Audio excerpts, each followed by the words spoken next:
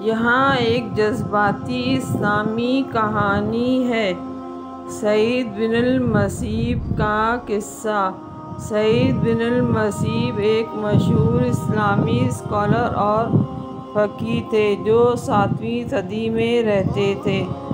وہ اپنے تقویٰ، عاجزی اور ہمدردی کے لیے مشہور تھے۔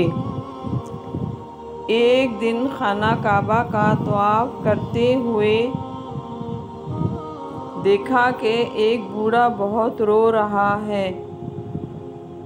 سعید اس کے قریب آیا اور اس کے آنسوؤں کی وجہ پوچھی۔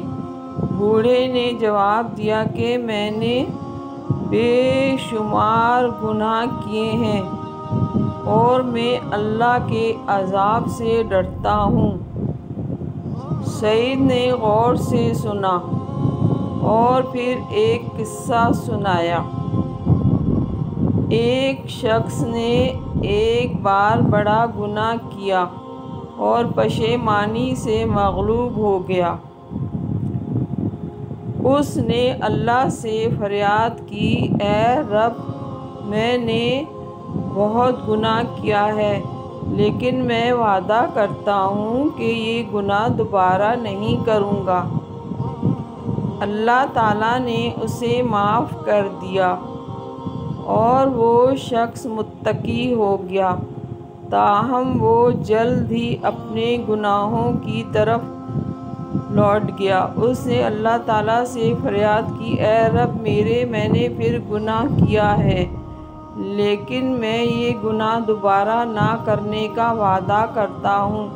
اللہ تعالیٰ نے اسے ایک بار پھر معاف کر دیا اور وہ آدمی اور بھی زیادہ متقی ہو گیا۔ بوڑھے نے پوچھا، اس شخص کو کیا ہوا؟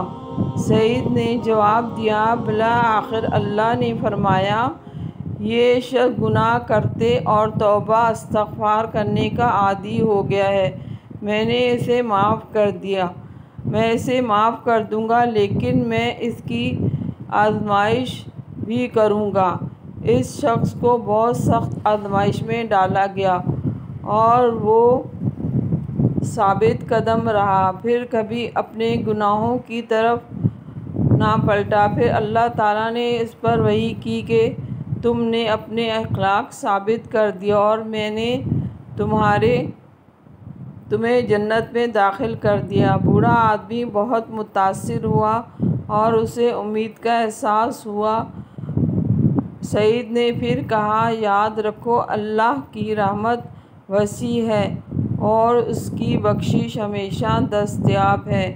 کبھی مایوس نہ ہونا اور ہمیشہ اخلاص اور توبہ کے ساتھ اس کی طرف رجوع کرنا۔ یہ کہانی توبہ، استغفار اور اللہ کی بے پناہ رحمت کی اہمیت کو اجاگر کرتی ہے۔ کیا آپ ایک اور کہانی سننا پسند کریں گے؟